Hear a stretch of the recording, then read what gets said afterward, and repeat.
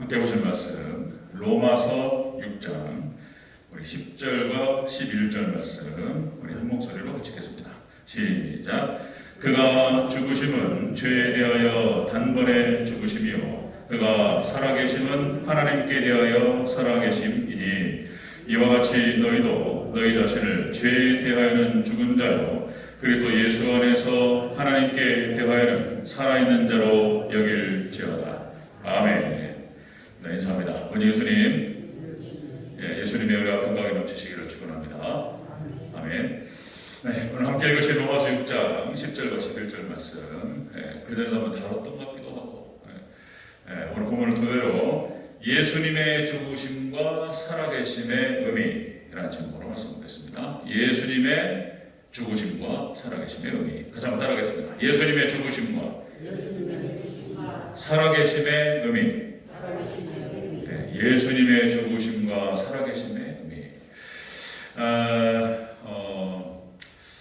고민을 좀 하면서 새벽 예배 진행하면서 이게 이제 이거 기본이 아니고 신앙에 우리가 새신자가 오면은 기본적으로 예수님에 관련된 구원론, 구원교리를 이렇게 좀 가르치고 뭐 이렇게 이제 한 3주, 4주 과정으로 이렇게 진행하는데 뭐 다 안다라고 전제를 두고 이제 가는 건데 이게 그렇지 않다. 이게 이제 다시 한번 느끼는 겁니다. 그래서 좀 이것을 더 깊이 있게 새롭게 다룰 필요가 있겠다 이런 생각을 하게 됐어요. 그래서 이제 주일날 오전에 계시록을 또 진행하면서 주로 로마서 여기를 좀 이 부분을 좀 세세하게 다루도록 하겠습니다. 자, 로마서의 전체 구조는 1장부터 16장까지 기록이 되어 있죠. 1장은 인간의 죄에 대해서 쭉 설명합니다. 얼마나 인간이 망가져 있는가. 그 다음에 2장부터 해가지고 이제 그 죄에 대한 하나님의 심판이 나오고요. 그리고 이제 3장 21절부터 이제 예수님으로 말미암아서 구원을 얻은 그 교리가 쭉 나옵니다. 복음이 쭉 기록이 됩니다. 그리고 이제 5장에서 이제 의롭게 된 자가 어떻게 살아가는가. 예수님으로 말미암아서 죄가 씻김받은 자들이 어떤 자들인가. 거기에 대해서 5장에서 쭉 설명을 해요. 그리고는 이제 5장에서 이제 8장으로 넘어가면 된다고 말씀드렸죠? 이 연결 지점이 5장에서 8장으로 넘어가는 거예요. 6장과 7장은 삽입으로 말씀드렸습니다. 삽입 구조다. 괄호에 괄호. 왜 그러냐면은 6장에서 갑자기 사도 바울이 그 질문에 대한 답을 합니다. 사도 바울이 예수님을 믿는 믿음으로 구원을 선포하니까 그러면은 율법을 안 지켜도 되냐? 뭐 이런 오해를 샀단 말이에요. 이런 오해를 사고 비난을 샀어요. 율법을 폐기됐느냐? 나쁜 사람 같으냐라고. 이러니까 이제 절대 그런 뜻이 아닌데. 그래서 그 질문에 대해서 답변을 6장에서 하는 것입니다. 6장. 6장의 주제는 새 사람이다. 옛 사람이 아니고 새 사람이다. 6장의 주제는 새 사람이에요. 그래서 예수 그리스도로 말미암아서 의롭게 된 그 새 사람은 어떤 사람인가? 이거를 얘기하는 것이 6장인 거예요. 그래서 율법의 의를 이룰 수 있는 사람, 율법을 순종할 수 있는 사람은 자, 예수님으로 말미암아서 예수님의 연합으로 예수님을 믿음으로 예수님과 연합 가운데 들어간 사람, 이 사람만이 율법을 지킬 수 있다. 이 얘기를 하는 것이 6장이 되겠습니다. 그 다음에 7장은 이제 율법의 기능과 한계에 대해서 설명하는 거예요. 율법의 기능. 율법이 대체 뭐냐 말이에요. 율법의 의미가 무엇이냐.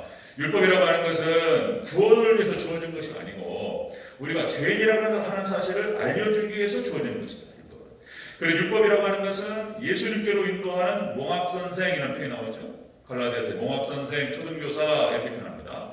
자, 율법이 그렇게 해서 예수님께로 인도한다. 그리고 예수님께로 인도된 그 하나님 백성들이 예수님을 믿고 연합되어서 율법의 의를 이룰 수 있게 된다. 이런 구조로 되어 있다는 거예요. 그렇게 해서 이제 7장을 설명하고 8장에서 이제 5장 아까 이제 예수님을 믿는 믿음 안에서 의롭게 된 자는 어떻게 살아가는가? 그러면서 8장으로 연결되면서 이제 구원의 확신 교리가 나오는 거예요, 여기서. 여러분들 절대로 흔들리지 않습니다. 예수님 믿는 믿음 안에서 구원을 받은 사람은 여러분 구원이 완성된 줄로 믿으시기를 축원합니다. 그게 로마서 구조예요. 그리고 우리 9장, 10장, 11장에서 그 이신칭의 교리를 이제 유대인들에게 적용하고 그 다음에 12장부터 16장까지 자, 그러면 어떻게 살 것인가 이걸 얘기하는 거예요. 믿음으로 구원받은 백성이 이 땅에서 아직 남아있잖아요. 천국 가버리면 끝나요. 그냥 예수 믿고 천국 가면 끝나는 거예요. 근데 이 땅에 남아있어야 된단 말이에요. 이 땅에서 20년, 30년, 40년 살아야 돼. 그럼 어떻게 살 거냐 말이에요. 거기에 대해서 12장부터 16장까지 기록한 것이 로마서 기록 전체 구조예요. 자, 제가 쭉 읊었는데 못 알아들어요. 이게 찝어가지고 못 알아듣는다는 게 아니고 이게 이제 잘 몰라요. 그러니까 잘 씹어가지고 계속 반복해야 돼요. 자, 오늘 6장의 주제가 세 사람이다 그랬습니다. 세 사람이 어떤 사람이냐? 자, 예수님과 연합된 사람이다. 예수님 믿는 사람. 그래서 이 예수님의 연합이라고 하는 것은 예수님과 결혼이라고 비유하는 거예요. 결혼. 예수님과 결혼된 사람, 연합된 사람, 접붙인 사람. 그러니까 자, 돌감람나무가 있는데 얘가 이제 참감람나무 열매를 맺으라고 심었더니 돌감람나무 열매를 맺었다는 거예요. 11장에 나오죠. 그 비유가. 그러니까 이놈을 딱 끊어가지고 참감람나무에다가 접을 딱 붙였더니 참감람나무 뿌리에서 나와가지고 이 돌감람나무를 통해가지고 참감나무가 열리더라는 거예요. 이 기가 막히다.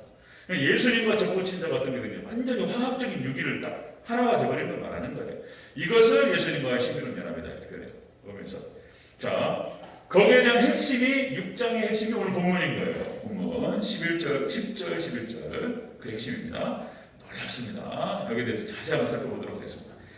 자, 예수님의 죽으심과 살아계심의 의미. 자, 보겠습니다. 첫 번째로 예수님의 죽으심은 죄에 대하여 단번에 죽으심이다. 이렇게 기록됩니다. 우리 10절 초반부를 읽겠습니다. 10절 시작. 그가 죽으심은 죄에 대하여 단번에 죽으심이요. 아멘. 그가 죽으심은 죄에 대하여 단번에 죽으심이요. 자, 단번에 죽었다. 그러니까 이제 이것은 무슨 뜻이냐면은 모세가 단번에 출애굽한 것과 비교되는 거예요. 비교. 이걸 비유법이라고 하기도 하고 상징이라고 표현하기도 합니다. 그러니까 모세오경에서 모세가 출애굽을 한단 말이에요. 이스라엘 백성들을 데리고 이제 출애굽을 하는데 모세가 이스라엘 백성들과 함께 자, 애굽을 탈출해요. 애굽에 노예된 백성에서 나가버리는 거예요. 이걸 말하는 거예요. 예수님의 죽으심은 죄에 대하여 단번에 죽으심이요.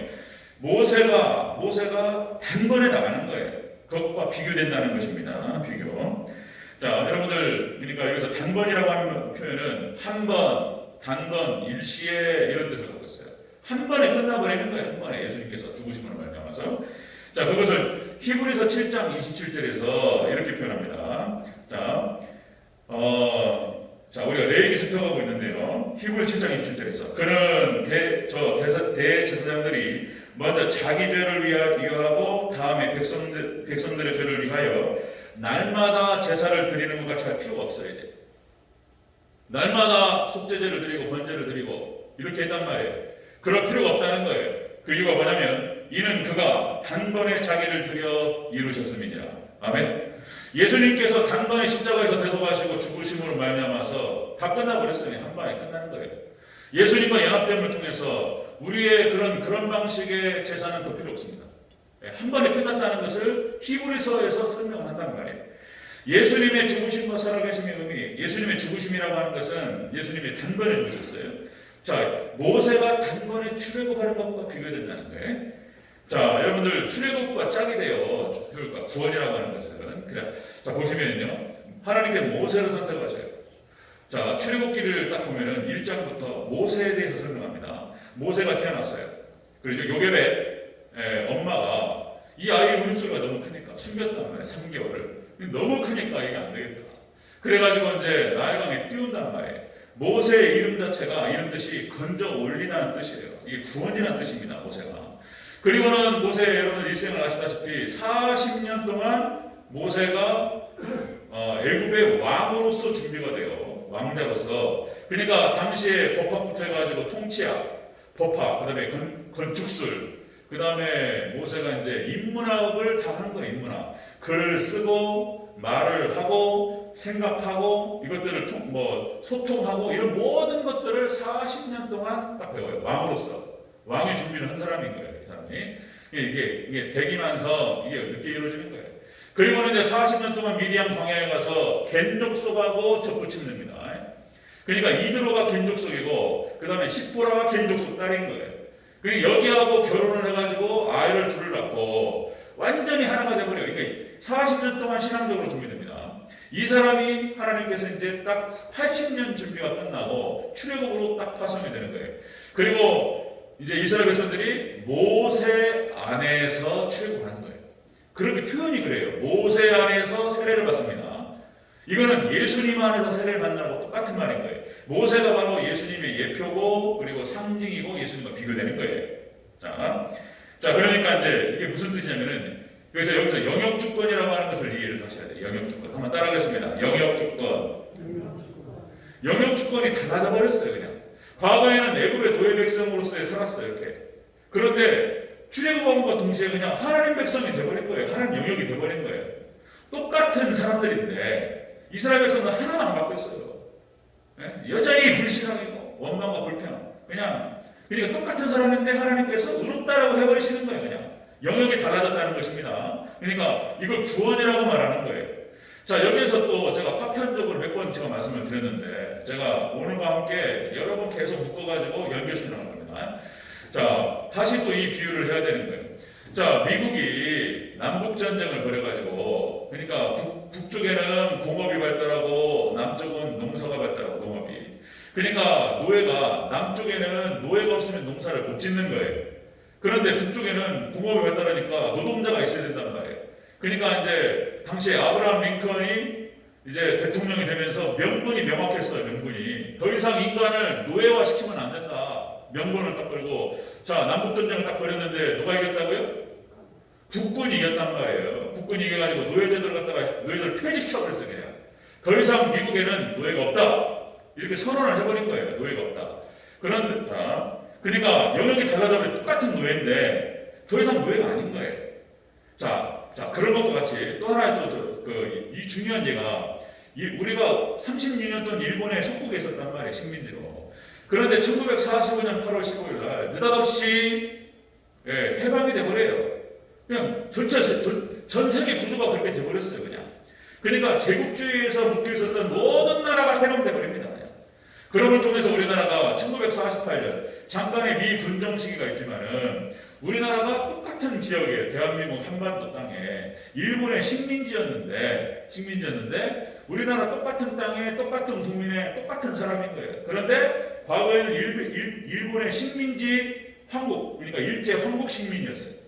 그런데 우리나라가 대한민국 1948년 7월 17일 날 대한민국 헌법을 딱 내세우면서 대한민국이라는 국호를 내세우고 딱 선언을 해버린 거예요. 그러면 똑같은 땅에 똑같은 사람인데 대한민국 국민이 된 거예요. 영역이 달라져 버렸다는 거예요. 이걸 이해해야 되는 거예요. 자, 여러분들 예수님의 죽으심과 살아계심의 의미가 무엇이냐? 예수님의 죽으심이라고 하는 것은 죄에 대해서 단번에 죽으셨다. 모세가 단번에 출애굽했다. 이것과 맞물리는 거예요. 비교되는 거예요. 자, 두 번째 보겠습니다. 두 번째 예수님의 죽으심과 살아계심의 의미.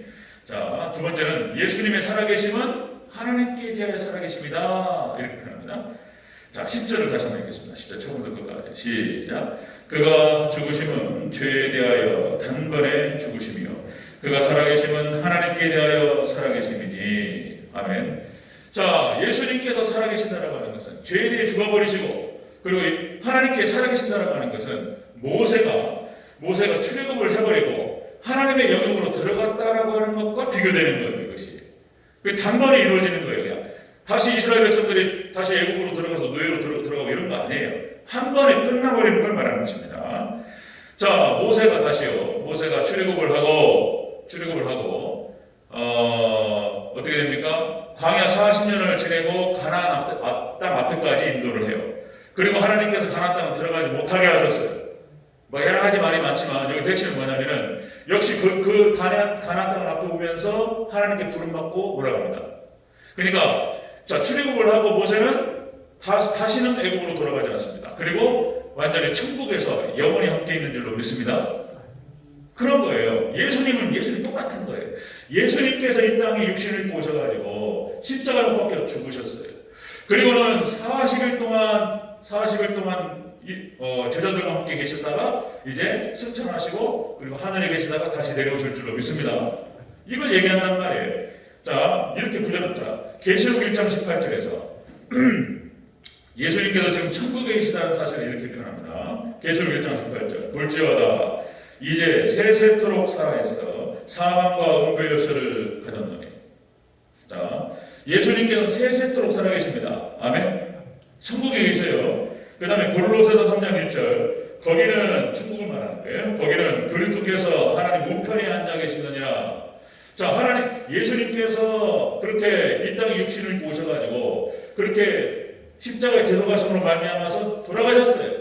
근데 3일 만에 다시 살아나시고 그리고 40일 동안 제자들과 함께 하셨다가 그리고 올라가신 거예요. 그리고 하나님 우편에 계신 줄로 믿습니다. 그렇다는 거예요. 그러니까 예수님의 죽으심과 살아계심의 의미가 뭐냐? 자, 모세하고 비교가 되는 건데 짝이 되는 거예요. 짝. 구약 성경과 신약 성경이 짝을 이루면서 설명하는 거예요. 그래서 구약 성경을 읽을 때 예수님으로 수건을 벗기지 않으면 모르는 거예요. 왜 구약 성경에서 제사법에서 이렇게 하고 있는지 이해를 할 수가 없는 거예요. 근데 나중에 예수님 하신 것과 딱 짝을 맞춰보니까 완전히 예수님 예언하고 있었던 거예요. 예수님. 짝을 맞춰야 되는 거예요. 짝을. 자, 여러분들 영역이 달라지셨어요. 예수님께서 이 땅에 육신을 입고 계시다가 그리고 십자가 대속으로 말미암아서 이제 살아나시고 하늘에 계신 줄로 믿습니다. 예수님이 계시는 영역이 달라지신 거예요. 이 땅에 계시다가 천국에 계셨다는 거예요. 자, 이런 것처럼 오늘 세 번째가 중요한 거예요. 예수님의 죽으심과 살아계심의 의미 세 번째. 자, 너희도 여기 세 사람을 말하는 것입니다. 여기 우리 성도들 말하는 거예요. 예수님 믿는 자들, 예수님과 연합된 자들. 너희도 죄에 대해서는 죽은 자요, 예수님 안에서 하나님께 대하여 살아있는 자로 여길지어다. 이렇게 말한단 말이에요. 자, 우리 11절 읽겠습니다. 11절 시작. 이와 같이 너희도 너희 자신을 죄에 대하여는 죽은 자요 그리스도 예수 안에서 하나님께 대하여는 살아있는 자로 여길지어다. 아멘. 이것이 난해 구절이었습니다. 난해 구절. 이게 이해가 안 되는 거예요. 자, 보세요. 여길지어다라고 하는 뜻이 뭐냐면 원어에서 여길지어다가 로기조마이 헬라어 원어로 이게 간주하다, 생각하다 이런 뜻이 있고요. 그 다음에 깨닫다, 적응하다 이런 뜻이 있어요. 그러니까 예수님께서 육신에 계시다가 이 땅에 계시다가 죄악 가운데 계시다가 하늘로 올라가셔서 천국으로 이런 것처럼 너희가 예수님과 연합된 자는 똑같이 이 땅에 있지만 너의 영혼은 천국에 있다고 하는 것을 깨달으라는 거예요. 그러니까 이게 어려웠어요. 당시에 모든 주석가들이 이 부분에 대해서 견해가 다 다르고 여러분들 대만의 영성신학자라고 얘기할 수 있는 워치마니가 이 부분에 대해서 이렇게 말합니다. 도대체 이해가 안 간다는 거예요. 이것이 내가 그러면은 나는 지금 여기서 죄에 대해서 죽었고 하나님께 대해서 살았다 그렇게 생각하면은 그렇게 되냐 말이에요. 그렇게 여길지어다라고 말했기 때문에 그럼 그렇게 생각하고 간주하고 나는 죄에 대해 죽었고 나는 하나님께 살았다 자꾸 생각하면은 죄에서 벗어나냐 말이에요. 여전히 내 안에 죄가 있고 여전히 음란하고 여전히 사람들 미워하고 분노하고 수많은 죄를 짓는데 지금 워치마니가 하는 얘기입니다. 나는 아직까지 죄에 지금 노예 가운데 있는 것 같은데 왜 나는 벗어났다고 얘기하냐 말이에요. 지금 왜 하나님께 대하여 그 죄인은 죽었고 하나님께 살아있는 자로 여겨라 보면 그렇게 되냐 말이에요. 도대체 이해가 안 난단 말이에요. 이것이 1950년대까지 해석이 안 됐습니다. 이제 그러다가 여러분들 영국의 웨스트민스터 체포를 인도하셨던 마틴 로이존스 목사님이 이 부분에 대해서 이제 딱 해결을 해요. 그리고 전 세계 개혁주의 라인이 다 이 해석을 받아들인 거예요. 그리고는 다 풀려버렸어요. 예석이. 이게 바로 영역주권을 얘기하는 것이지 다른 얘기가 아니었다는 거예요. 영역주권 이게 계시 이해의 점진성 차원에서 2000년 동안 하나님의 계시는 완성되었지만 이해하는 것이 발전되어 온 거예요. 그래서 1950년대 이 문제가 해결이 돼요. 자, 여러분들 골로새서 3장 3절에 이렇게 얘기합니다. 골로새 3장 3절 너희가 죽었고 이렇게 표현해요. 너희가 죽었고 너희 생명이 그리스도와 함께 하나님 안에 있느니라. 아멘. 너희가 죽었다라고 얘기해요. 너희가 죽었고 죄에 대해서 죽은 거예요. 그리고 하나님 안에서 그리스도 안에서 하나님 안에 있다. 이것도 똑같은 말인 거예요. 그 다음에 갈라디아서 5장 1절에서 사도 바울이 이렇게 표현합니다. 자, 그리스도께서 우리를 자유롭게 하려고 자유를 주셨으니 그러면 굳건하게 서서 다시는 종의 멍에를 내지 마라. 너희가 자유로운 백성이라는 거예요. 죄에 대해서 자유로웠고 해방됐다. 그것은 죄를 안 짓는다는 뜻이 아니에요. 죄의 영역에서부터 애굽의 노예된 백성으로부터 탈출하고 해방되어 버렸다는 거예요. 그래 다시 애굽으로 돌아가서 애굽의 노예가 되고 애굽의 종이 되지 마라. 이런 뜻이에요. 죄의 영역에서부터 벗어나버렸기 때문에. 이것을 예수님께서는 또 이렇게 표현하십니다. 예수님께서 요한복음 8장 34절 36절 아들이 너희를 자유케 하면 너희는 참으로 자유로우리라. 아멘. 자유를 얻었다는 거예요. 이게 이제 그러니까 다시 이거를 깨닫고 적응하라 이런 뜻이에요. 그러니까 다시요, 여러분들 미국의 노예제도가 끝나버렸단 말이에요. 노예제도가 끝나고 폐지돼 버렸어요. 그런데 미국에 있었던 젊은 노예들은 노예 생활을 오래 하지 않은 노예들은 빨리 이걸 적응을 했단 말이에요. 그런 정보도 알고 뉴스도 들어가지고 자 북으로 올라가가지고 미국 북쪽 쪽으로 올라가서 공장에 취직도 하고 월급도 먹고 살았단 말이에요. 그런데 노예 기간이 길었던 그 나이든 노예들은 이게 뭔 말인지를 못 알아들었단 말이에요. 더 이상 미국 안에는 노예가 없고 노예제도가 법적으로 폐지됐다라고 하는 사실에 대해서 이해를 못하는 거예요. 그러니까 옛 주인이 자꾸 부르면은 가는 거예요. 이리 와, 토마스 이리 와가 이거 날라, 금방 날라. 그리고 이거 해가지고 이렇게 해. 그러면 막 호구 돌아다니고 있어요. 또 할 필요 있습니까? 없습니까?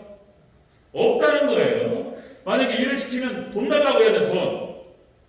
돈 달라고 하면 되는 것이지 거기에 매여가지고 다시 옛 주인의 노예 상태로 돌아갈 필요가 없다는 거예요. 이게 미국의 노예제도가 정확한 인식인 거예요. 우리나라도 똑같이 일본에서부터 1945년에 해방됐다는 말이에요. 해방. 그런데 이 안타까운 건 뭐냐면은 자 우리나라가 친일 세력들을 청산하지는 못했어요. 그래가지고 여러분들 우리나라가 지금 이렇게 반쪽으로 나뉘어가지고 지금까지 싸우고 있는 이유가 바로 그런 거예요. 그러니까 반민특위를 갖다가 결성을 해가지고 반민특위, 반민족 특별법. 그러니까 우리가 일제 제국주의 있을 때 일본과 협력을 하고 독립군들 갖다가 고발하고 독립군 잡아 죽이고 우리 한국 사람으로서 어떻게 이럴 수 있냐. 이렇게 반민족적인 행동을 했던 사람들을 잡아서 처벌하자. 이것이 반민특위였는데 이것이 와해돼 버렸어요.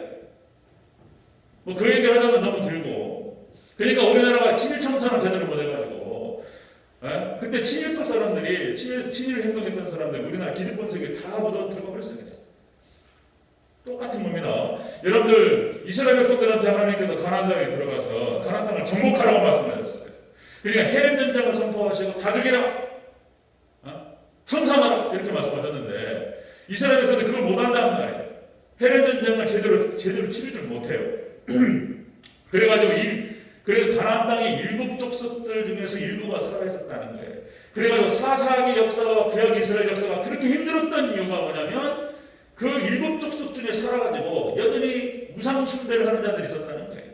여기에 영향을 받아가지고 이스라엘이 그렇게 고통스러워했던 거예요. 하나님 분명히 말씀하셨어요. 올무가 되리라. 자, 이것이 이제 성화하고 이제 연결이 되는 것인데요. 자, 여러분들 여기서 지금 오늘 10절과 11절만 강조 말씀을 드리면 자, 여러분들 오직 예수 그리스도를 주로 인정하고 온전히 예수를 믿는 사람들은 영역이 달라져 버렸다는 거예요. 여러분 이것을 깨달으시고 적응하시기를 주로 축원합니다. 이게 달라져 버렸다는 거예요. 그러니까 더 이상 돌아가지 않아요. 그러니까 로마서 6장에서 얘기하고 7장에서도 반복을 해요. 그러다가 이제 사실상 이것은 삽입구조 가로고 사실상 5장에서 예수님으로 말미암아서 의롭게 된 자는 이제 8장으로 딱 넘어가서 더 이상 흔들리지 않아요. 어떤 일이 있어도 그 구원이 추가되지 않습니다. 믿습니까? 이게 로마서 얘기인 거예요. 제 얘기가 아니고. 여러분들 그래서 성경 전체가 여기를 어떻게 이해를 했냐에 따라서 성경 해석의 방향이 다 달라지는 거예요. 이게 가장 기본이 되는 기본이. 자, 여러분들 말씀 정리하겠습니다. 제가 여기서 이제 그런 얘기를 드려야 돼요. 제가 이제 1995년에 이제 여러분들 섀도우랜드라고 하는 영화가 있는데 제가 영화 얘기하면 또 이제 이거 복잡해지고 그러니까 이제 C.S. 루이스라고 하는 영국의 이제 우리 기독교 변증가입니다. C.S. 루이스 아는 사람들은 알 거고 이 사람이 옥스퍼드 대학교 영문학과 교수예요. 이분이 이제 그러니까 뭐라 그러죠? 결혼을 하지 않고 결혼하지 않고 이제 독신으로 하나님 섬기겠다 이렇게 해가지고 이제 독신으로 이제 하나님을 섬겨요. 그리고 영문학과 교수로서 그렇게 이제 학생들을 가르쳤고 그리고 이제 기독교 변증가로서 나중에 회심을 하고 이 사람이 책도 쓰면서 아주 탁월한 사람이에요. 그러니까 이제 프로이드하고도 논쟁을 벌이고 기독교를 변증하는 사람으로서 아주 탁월한 사람으로 이제 세워지는데 이 사람이 50대가 넘어서 한 여인을 사랑하게 됩니다. 이제 C.S. 루이스 그러니까 이제 쉐어드랜드라고 하는 영화가 C.S. 루이스의 전기를 갖다가 그린 영화예요. 이게 이제 이 영화를 갖다가 저도 이제 20대 때 보고 이해를 못했단 말이에요. 그리고는 제가 그 이후로 신학을 하면서 이제 제가 이렇게 쭉 보면서 한 3번을 보면서 그 깊은 의미를 깨닫게 됐어요. 그래서 오늘 본문하고 연결이 되는 거예요. 이제 이 사람이 50대 후반, 중후반에 40대 초반의 여자를 만나는데 미국 여자였습니다. 이혼한 여자였어요.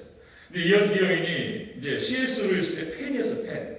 그 책을 다 읽고 강연을 다 읽고 그러다가 미국에서 이제 이혼을 하고 어린이 하나를 데리고 초등학생 정도 되는 아이를 데리고 영국으로 이민을 옵니다. 그래서 이제 C.S. 만나죠. 만나가지고 내가 당신 팬인데 그래서 쭉 만나서 얘기를 나누다가 하도 불쌍하니까 이혼하고 애 하나 데리고 왔는데 그래서 이제 자꾸 만나다 보니까 이제 빠져버렸어요. 이 여자를 사랑하게 됐단 말이에요. 40대 초반에 이 여자를. 그리고는 나중에 이 여자가 이제 이민 오는 과정에서 이제 부부로 이렇게 가짜 혼인서약서를 쓰고 그렇게 해서 이제 이민 올 수 있도록 도와준단 말이에요. 나중에는 이 여인을 사랑하게 되고 또 이제 암에 걸려버리네. 암에 걸려가지고 이제 죽을 수밖에 없는 상황이 만들어졌어요. 이걸 알고 나중에 진짜 결혼합니다. 진짜 결혼을 해요.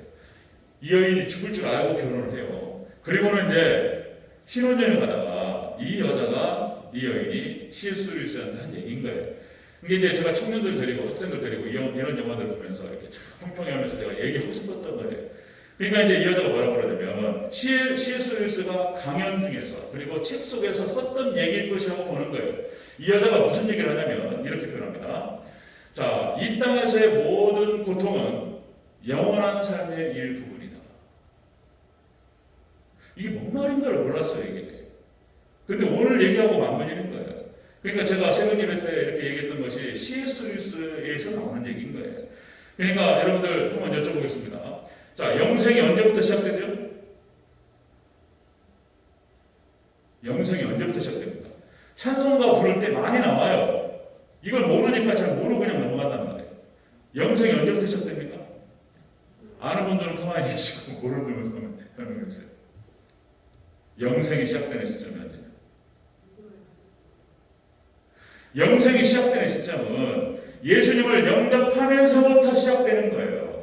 우리가 죽어서 천국 가면서부터 영생이 시작되는 것이 아니고 예수님을 영접하고 예수님 하나님 백성이 되면서부터 영생이 시작되는 거예요. 믿습니까? 왜냐하면 구원이 완료형으로 나온단 말이에요. 완료형으로. 이걸 깨달으라는 거예요. 영역이 바뀌어버렸기 때문에 너희가 하나님 백성이며 천국 백성을 깨달으라는 거예요. 예수님을 영접하는 순간부터 영생이 시작되는 거예요. 믿습니까? 그러니까 C.S. 루이스가 이런 거예요. 둘이 같이 신혼여행 가면서 이제 천국을 느껴요. 천국을. 그러면서 C.S. 루이스가 그렇게 표현합니다. 두려워서 건너가고 싶지 않았어요. 그런데 이제 당신과 함께 천국을 건너가고 싶다. 이렇게 얘기를 합니다. 지금이 천국이라고 너무나 사랑했습니다. 그러니까 이제 그 여인이 그걸 알기 때문에 C.S. 루이스가 했던 책이라든지 강연이라든지 이것을 갖다 토대로 이렇게 얘기하는 거예요. 언젠가는 내가 죽을 텐데 이 땅에서의 모든 고통은 영원한 삶의 일부분이라는 사실을 당신이 말했지 않냐. 내가 죽어서 당신 너무나 고통스러울 텐데 너무 고통스러워하지 말고 우리 천국에서 만날 거니까 남 힘들어하지 마라. 그렇게 얘기한단 말이에요.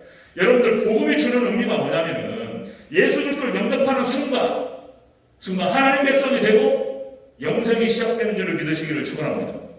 우리 권사님들 연세 드시고 이제 지금까지 살아온 날보다 이제 앞으로 살아갈 날이 적고 이제 갈 날이만 가까워지고 있단 말이에요. 꼭 기억해야 할 것은 뭐냐면은 우리 권사님들 우리 원로 목사님 120살까지 하신다고 하셨으니까 꼭 계셔야 되고, 그 다음에 우리 권사님 계셔야 되고. 할렐루야? 천국도 좋은데 좀 더 계시다가 조진영 목사 목회를 좀 도와주시고 믿어주시고 그리고 천천히 가셔요. 아멘? 자, 여러분들 언젠간 가는데 영생 이미 시작된 거예요. 그리고 우리가 이 땅에 떠나는 그 순간 완전히 천국으로 들어가게 될 줄로 믿습니다. 아멘? 그런 거예요. 이 땅에서 여러 가지 지지고 볶고 싸우고 막 여러 가지 고민되고 많아요. 그러나 예수 그리스도를 믿는 믿음이 있다면 이미 영생이 들어가 있는 거예요. 그러니까 하나님의 백성들은 이거를 깨달은 백성들은 좌절할 일이 없는 거예요. 믿습니까? 자, 여러분들 그러니까 중요한 건 예수님을 믿는 게 중요한 거예요. 레위기서에 여러분들 그 정결의식이 나와요. 정결의식을 할 때 반드시 자기가 드려야 돼요. 자기가 누가 대신 드릴 수 없는 거예요. 자기가 번제 예물을 가지고 어린 양과 그 다음에 뭐 비둘기가 됐든 자기가 재물을 가지고 와가지고 자기가 드려야 되는 거예요. 자기가 믿어야 되는 거예요. 믿습니까?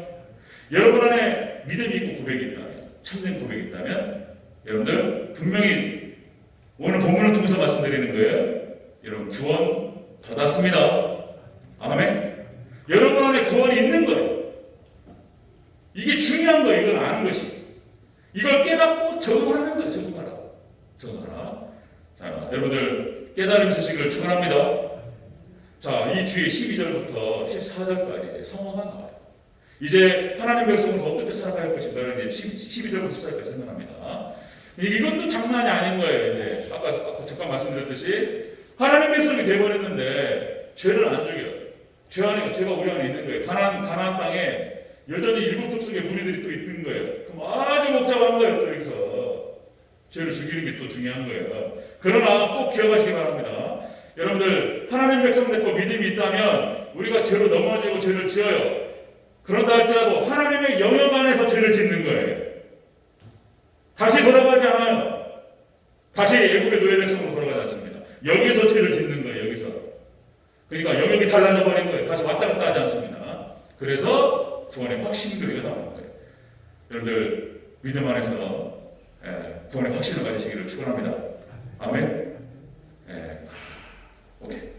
정리하고 마치겠습니다. 예수님의 죽으심과 살아계심의 의미. 첫 번째로 죄에 대해서 단번에 죽으심은 모세가 단번에 출애굽한 것과 비교된다. 두 번째, 예수님께서 하나님께 대해 살아계심은 모세가 출애굽을 해서 하나님의 영역으로 들어가 버렸다는 것과 비교된다. 세 번째, 예수님과 연합된 자는 이렇게 예수님과 똑같이 죄를 떠나고 하나님 안에 들어가는 것으로 깨달아라, 적응하라. 아멘. 적응하시기를 주의 이름으로 축원합니다. 아멘. 오늘 본문 말씀 다시 한번 읽고 마치겠습니다. 10절 11절을 다시 한번 읽습니다. 시작. 그가 죽으심은 죄에 대하여 단번에 죽으심이요 그가 살아계심은 하나님께 대하여 살아계심이니 이와 같이 너희도 너희 자신을 죄에 대하여 죽은 자요 그리스도 예수 안에서 하나님께 대하여 살아있는 자로 여길지어다. 아멘. 깨닫고 적응하시기를 다시 한번 축원합니다. 아멘. 기도하겠습니다.